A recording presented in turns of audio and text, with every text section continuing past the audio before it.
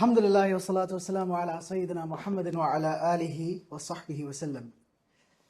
We begin with the name of Allah, the most gracious, the most merciful, and we send salutations and peace on the Prophet Muhammad sallallahu alayhi wa sallam. Let's start off by looking at some history. Israel, Palestine, conflict. Umar bin Al-Khattab radiyallahu anhu was the one that liberated this land from the tyranny of the Byzantine Empire. The Christian patriarch of Jerusalem wisely chose to surrender the city to the Muslims willingly. But the condition of his surrender, of giving the keys to Jerusalem, that the Khalifa himself, the Muslim ruler, Umar bin Al-Khattab, has to come personally to get the keys. Umar bin Al-Khattab then proceeded to make mashwara with his companions, the Muslims. Should I do this? Should I go and get the keys myself? You're the Khalifa of the Muslims. If you go, maybe you get assassinated. Maybe they kill you. Maybe this is a ploy by the Jews to assassinate you. Or the Christians. After they made mashwara, he decided to go. Barefoot. Traveling by donkey. From Medina all the way to Jerusalem. And he had one servant. And they were switching to take turns on the donkey. They were sharing the ride on their way there, until he reached to the very gates of Jerusalem. Now remember here that the Byzantine Empire, which is the Romans, were Christians, largely. They were causing and banning, pillaging the sacred city of Jerusalem at the time, until Muslims came to that area. After Umar bin Al-Khattab radiyallahu anhu was given the keys to the holy city, he accepted the surrender of the people that were within it. The first thing he asked was the site of the Temple Mount, religious place, which is actually a place of worship. And when he saw that the temple had become a garbage heap, no prayers were being conducted, he personally went and he cleaned it himself. So basically, he started to clean and bring to the former glory the places of worship. Not just the ones for the Muslims, not just the mosques, but even the Jewish synagogues and the Christian churches. Jews were now allowed to come back and reside in Jerusalem. Christians were now allowed to stay in Jerusalem if they wanted. Now, how did he deal with the Christians? Now remember, the Muslims have taken over this land. When the 5 Tayali prayers came in, he was actually inside a church. And he refused to pray inside that church. Do you know why? Because he said that if I, the Muslim Khalifa, establish this as the first place that I prayed in Jerusalem, the Muslims after me will burn down this church, or they'll break it down, and they'll turn it into a mosque. And that is what I do not want to happen to a site of Christian worship. So he prayed outside the church just to make sure that the church was protected. This will show you categorically that one of the companions of the Prophet ﷺ, trained by the Prophet ﷺ, how did he deal with the Jews and the Christians? Directly after being given the keys to Jerusalem. This is the standard of Muslims. We are not racists. We do not sink below a certain standard. And what's the standard? The standard is the Prophet ﷺ. Then his act was that Umar bin Al-Khattab dedicated Palestine, the entire land, he made it waqf. Or it becomes a charitable endowment for benefit of all people, not just Muslims. Now the Muslims started to defend that land, Jerusalem. During the ages, they just defended it. And they maintained it. Whether it be from the Fatimids, whether it be from the Crusaders, whether it be from the Mongols, up until World War I. The Ottoman states had collapsed. And now it was no longer able to hold that. Remember, people, by this time in history, the Muslims were the only civilization on earth that had within it mosques belonging to Muslims, synagogues belonging to Jews, and Catholic and Protestant churches belonging to Christians. The only place on earth that allowed this. All of these factions could stay there peacefully. Even the ones that don't believe in Allah, Hindus, Buddhists, they were allowed to stay there in that land. They could have their places of worship in the Muslim empire. This was the only place on earth that allowed this to happen at that time. So in 1917, the Allies entered the city triumphant. In that same year, there was something that was issued by the British government called the Balfour Declaration, expressing its support for a Jewish national home inside Palestine. Thus, the Zionists were born, led by Theodore Herzl, who was an Austro-Hungarian Jewish journalist. He was a political activist. In 1987, the first Zionist Congress was conducted. And this was the birth of the Zionist organization. Now, it is important here for me to make a distinction between Zionists and Jewish people. People that follow the Jewish faith. I am making a clear distinction between the two because they're not the same. Not every Jew is a Zionist. Not every Zionist happens to be a Jew. Zionist is an ideology that can be taken up by a Christian, non-Muslim, Muslim person. This ideology of Zionism, this organization is being supported by multiple countries and people. It is these Zionists that are the reason and the core reason for the problems and the massacres that occurred, which we will cover over almost 8 decades today. Zionists have only one goal, which is what? To form an Israeli state, a Jewish state. On the back of this, it would become the greater Israel, which has been outlined in multiple documents. Look it up. It's not going to stay the pea-sized amount. It's going to grow and grow and grow. And one day, the dominant superpower on earth will become this state. This is their goal. Whatever and whoever gets in their way is wajib al-qatl, can be removed easily with death. So after the Balfour Declaration, what happens? The Zionists started to facilitate Jews moving from all places around that continent to the state of Jerusalem, newly formed Israel, which is in Palestine. Now it started to be labeled the new Jewish national home, the new Israeli state. Immigrants begin to come to Jerusalem and settle there. And they used only one card. You know what that card was? Their affiliation with the colonial powers, which are the Allies. Who are they? To secure and usurp more and more land in Palestine first. So they organized themselves into armed terrorist groups, such as the Irgun and the Lehi. Both of these radical offshoots of Zionism, of the Haganah militants, they had one aim. We need to consolidate our power. We need to become strong. What must be understood here is that there's only a small portion of land, which is the area of Palestine. Okay, it's small. It's very, very small. Already it's thickly populated with the indigenous people of that land, the Arab tribes. Where are these Jewish settlers freshly immigrating in large numbers? Where are they going to stay? They will inevitably going to be some conflict over land. And that's exactly what happened. Now there'll be violence. That's exactly what happened. And inevitably, the indigenous people will need to be displaced somewhere else. And this is happening from that time till now. Nothing changed. As it started to escalate, violence between the Zionists, Israeli states, and the indigenous Arab population. The Brits, what did they do?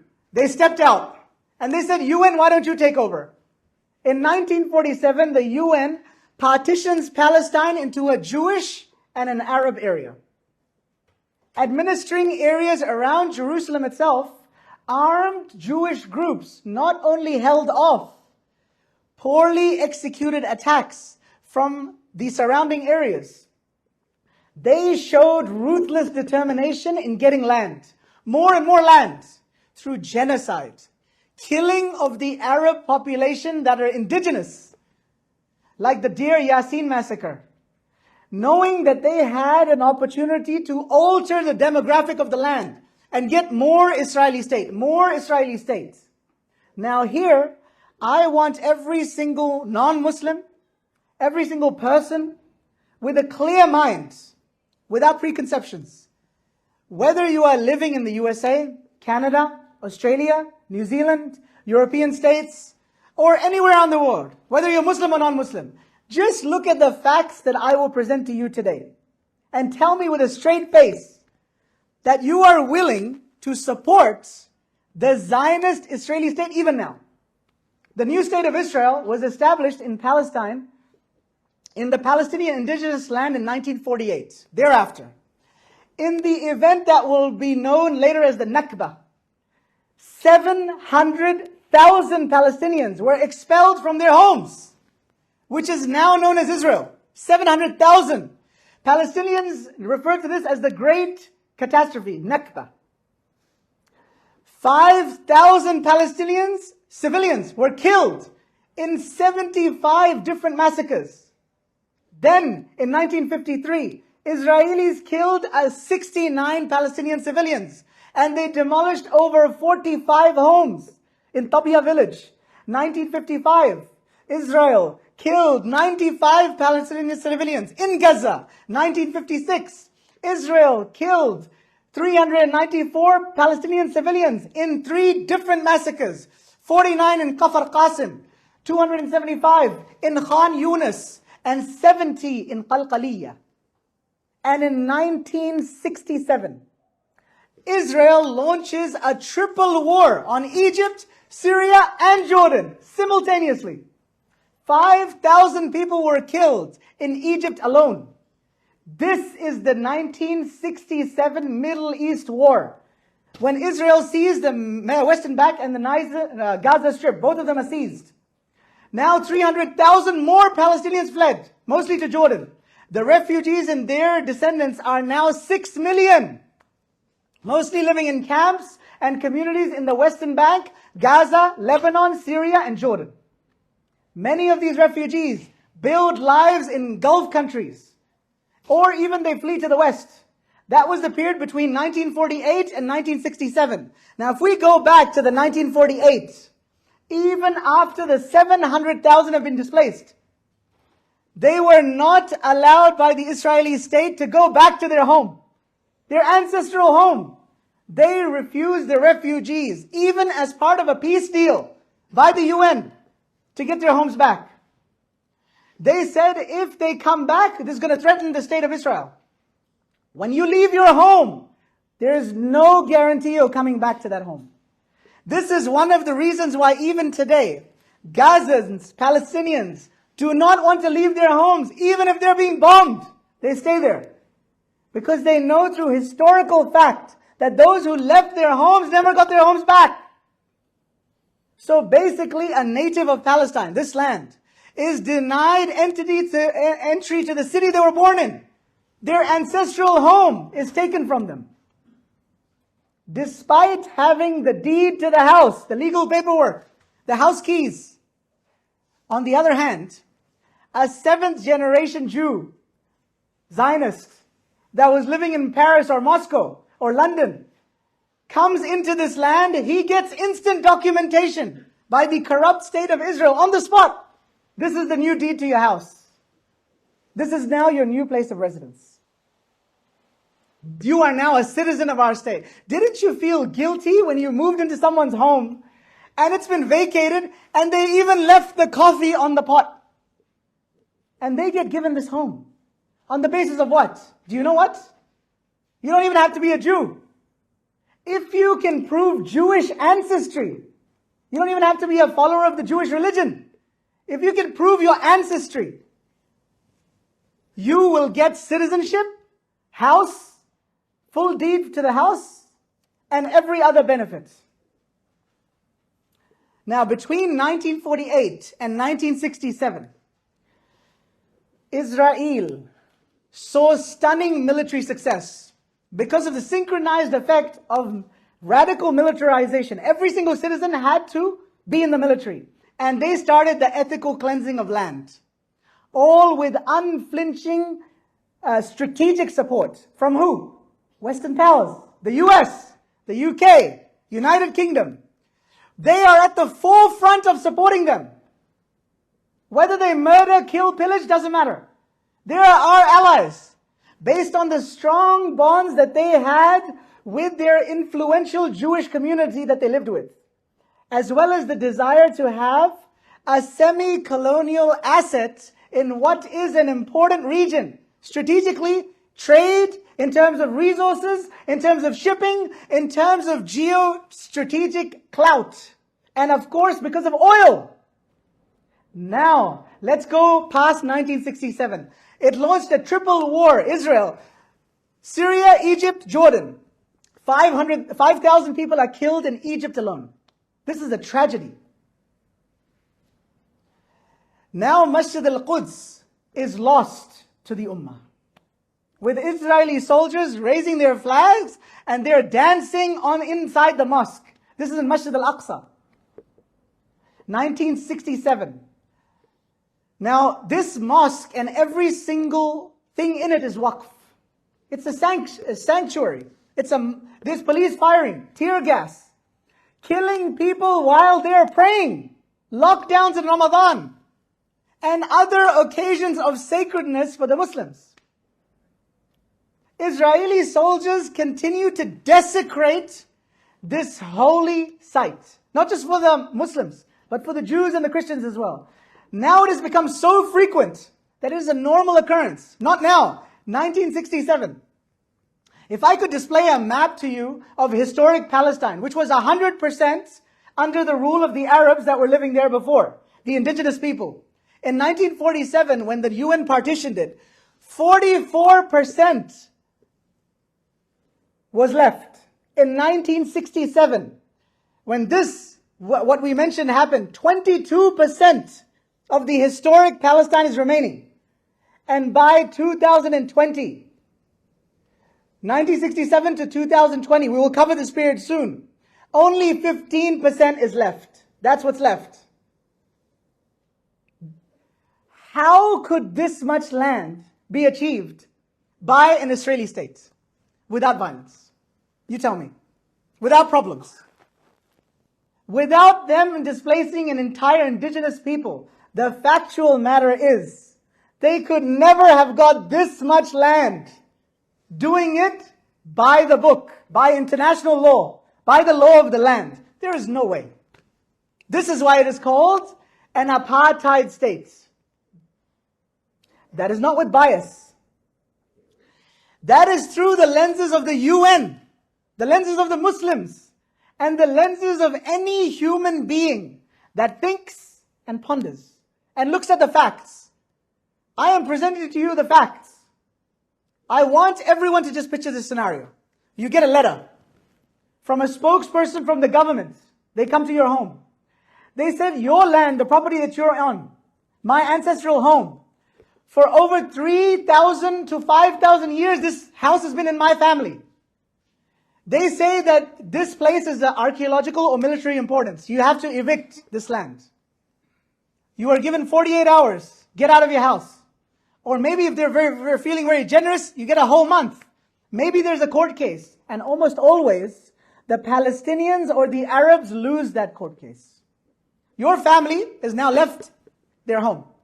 Maybe you come and visit this area after a few years, where your home once used to be, just to show your children. You know who's inside your home? A brand new Israeli family. And by that time, when you realize this, the soldiers of the IDF have already come to detain you, to tell you that this is not your land, this never was your land, and neither do you have the documentation to prove it. How do you feel? How would you feel? As more and more of these Jewish settlers take over the homes of the indigenous Palestinian people, more and more of the West Bank becomes Jewish, Zionist. Now remember, if Arabs get full participation to land ownership, according to their law, Israeli law, it officially dilutes Israel. I lived myself in Jordan. Every single time we wanted to donate, we wanted to give sadaqah, we wanted to give zakat, we would ourselves go to the homes of mostly Palestinian refugees, see the condition that they lived in, their stories. I would take off my watch and give it to the kid. Palestinians don't control the most important part of their lives. Palestinian families cannot build or renovate their own home. If they attempt to connect their home to water supply, Israeli soldiers will come and cut the wire, cut the pipe. When they connect to the electrical grid, they're denied that access. When they attempt to get solar panels put on their homes, Israeli soldiers will come and not only remove them, but they'll destroy them completely. And if, God forbid, you need to go to the hospital through a serious medical condition, staying in one of the Palestinian areas that is designated for Arabs, Muslims, you will need to be transferred between 3 or 5 ambulances. Gaza, to the no man's land in between, then to Israel. Then and only then will you get important medical treatments. 3 to 5 ambulances over the course of 1 mile? That is how the everyday is for a Gazan, a Palestinian. How do you feel? The best land and water resources are usurped by Israel. Illegal squatters by international law. They're heavily armed. They're protected by the might of the Israeli army. Traversing any distance within so-called Palestinian territories requires having to cross checkpoints on a daily basis, which can be passed freely by Israeli citizens who actually have different colored license. The color is different. Pregnant women, school children, senior citizens need to wait for hours to endure invasive searches on these borders. Daily commute to go to work, come back from work. And these checkpoints are actually within Palestinian territory. It's not even in the Jewish territory or Israeli territory. Theft, arson, vandalism, assault, and the desecration of graves and the places of worship. This is frequent, normal. It is never prosecuted by the law. You go and report it, they say it's okay. And if you resist, and if you happen to be an Arab, and you're resisting, then you are met with a heavy hand. And that's the hand of the IDF, Israeli Defense Force. No medical support. Because Israel prevents it. Without electricity much of the time. Israel prevents it. Without the ability to fish in the Mediterranean Sea. Because Israel prevents it. Without an airport or a seaport. Because Israel prevents it. For an average person living in their family home, nobody is willing to help them. Not the Israelis, not the Israeli courts, definitely not the Israeli soldiers, and definitely not the various governments around the world, the US, UK, Australia, New Zealand, European nations. Definitely no help is coming from them. Not even the Muslim and Arab nations. So I ask you a question. If this is the state of an average family in their family home being treated like this, with electricity, with supplies, with water, with the way that the courts and the soldiers deal with them, with the way that they have no access to medical treatments, do you blame them for having factions and taking up arms? Do you blame them? There are various bodies armed to the teeth because peace has not worked out for them. Peace didn't work. They have no other choice. They're boxed into a corner. They have been boxed into the world's largest open-air prison. What about the history after 1967? 1970, Israel bombed a primary school in Egypt, killing 150 students. And these are all factual reports that Israel said, well, yeah, we did it. By historical fact. They were actually responsible for these. I'm not even going to mention to you those reports that are actually not corroborated by Israel itself. IDF said, we did this. 1976, Israelis killed 2,000 civilian passengers in Tal Az-Zatar. 1980, Israelis killed 111 Palestinian civilians in Ramla. And then another 60 in Daras. 1982, Israelis killed 3,500 Palestinian civilians in the massacre of Sabra al-Shaykan refugee camps. One of the worst massacres in recent history. Most of the victims were women. Most of the victims were children. Witnesses of the aftermath described pregnant women's bellies were cut open with mutilated unborn babies lying on the floor next to their dead mothers. 3- and 4-year-old kids were found drowned in their own blood. This is not only historical fact. There is factual proof and evidence of this. The horrific photographs that exist to this day. All you need to do is do your own research. Type it up on Google. I've told you the names and the dates.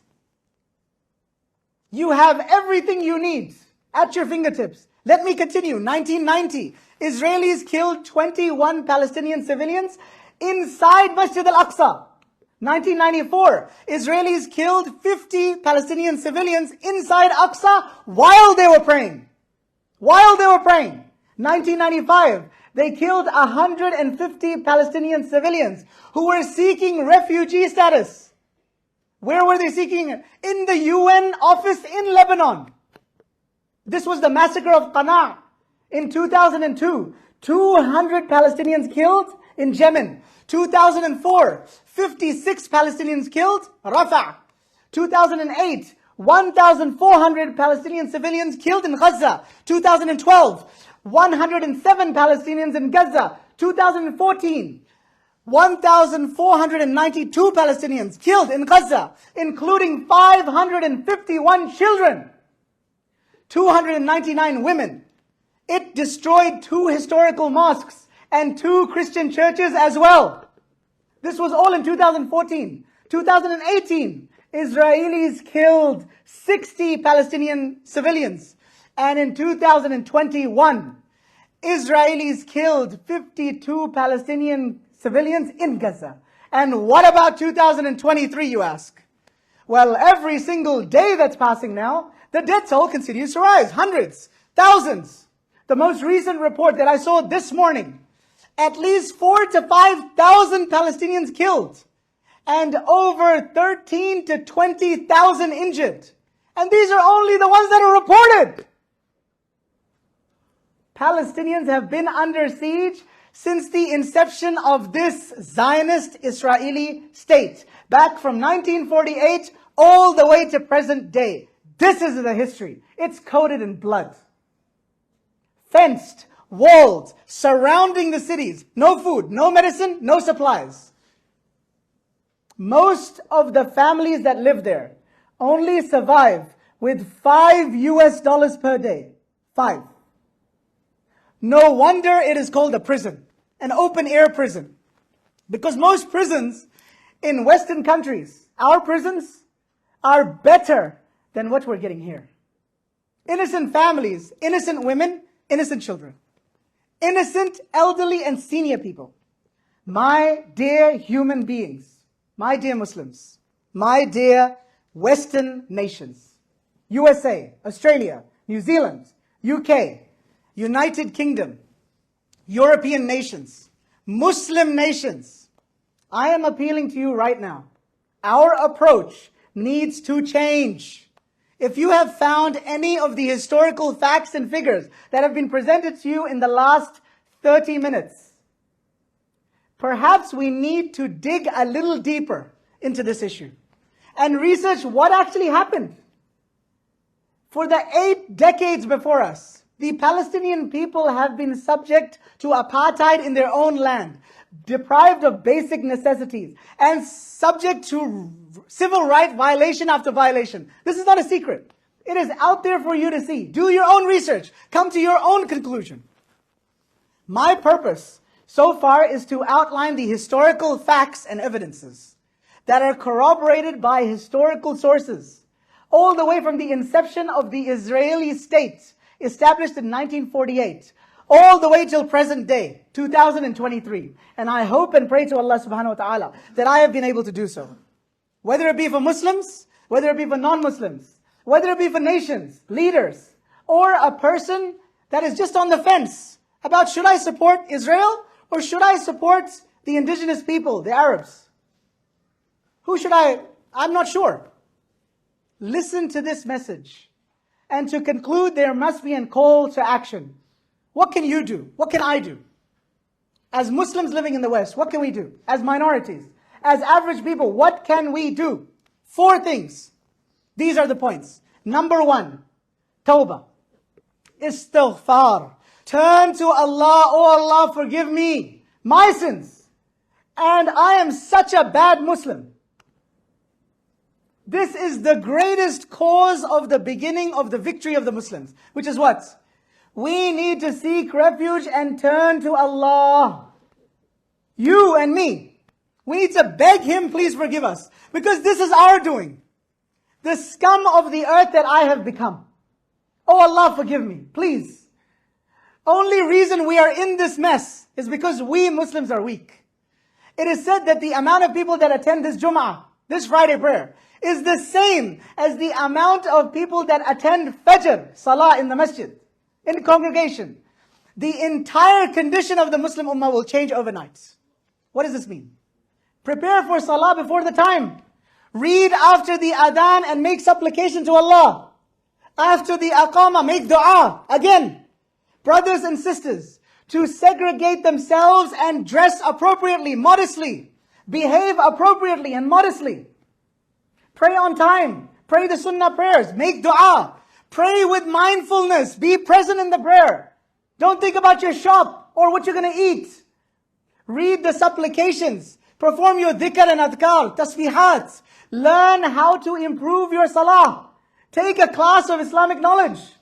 Whether you be a child, whether you be an adult, whether you be a grown man. Take the Quran and learn how to read it. Recite it, understand it. Get a deep connection with this religion and ask Allah, oh Allah, forgive me. Read a few verses daily and ponder upon it. What is Allah saying to me? Encourage your children to have Islamic suhbah. You yourself should keep good friends. How come you keep such terrible friends? Pray in congregation in the mosque when you're able to. Secondly, make a lot of dua. Dua is the weapon of the believer. Make sincere dua for yourself first, and then your family, the people around you, then the wider community, the Muslim ummah, human beings in general. Allahumma aslih ahwal al-Muslimin fi Palestine. Allahumma aslih ahwal al-Muslimin fi Palestine wa fi kulli makan. Ya Zal Jalali wal Ikram. Number 3, raise awareness, whether it be among your friends, whether it be among your family, your work colleagues, your non-Muslim study colleagues. And please, sign petitions. Be present at peaceful protests. Spread the truth. And even forward on your phone, social media. Spread what is correct, the right narrative. One of the main reasons today, brothers and sisters, that we have been able to see a huge impact on this issue of Palestine and Israel is because of you. Because of the overwhelming response of people, not just Muslims, even non-Muslims. They are correcting the leaders. Look at how they were saying things at the beginning of this crisis. On the 7th of October. Today, we're only a few weeks later, what's happening? This is because of the people speaking up. Not just the Muslims. The non-Muslims are included in this. All over the world. And finally, donate. Put your hand in your pocket. Take out something that is beloved to you. And give it to the people that are suffering. Although by and large, from the reports that I've received from my own friends and Maulanas that are living in Gaza, they have stated categorically to me over the phone that no support is reaching us. But at least that support can reach to the borders, Egypt, Jordan, and hopefully when these sanctions are lifted and this terrible blockade is lifted, those supplies can flood in and help these people that are going through genocide. These are basic human rights. These are the 4 calls of action that I ask of you. My dear Muslims, my dear human beings, فَإِنَّ مَعَ الْعُسْرِ يُسْرًا إِنَّ مَعَ الْعُسْرِ يُسْرًا. With every difficulty comes a huge ease. With every difficulty comes a huge ease. Victory will be ours. Victory will be with the Muslims. There is always hope. We put our trust in no government. In Allah Almighty, the Majestic. This is who we put our trust in, Allah. وصلى الله على سيدنا محمد وعلى آله وصحبه وسلم.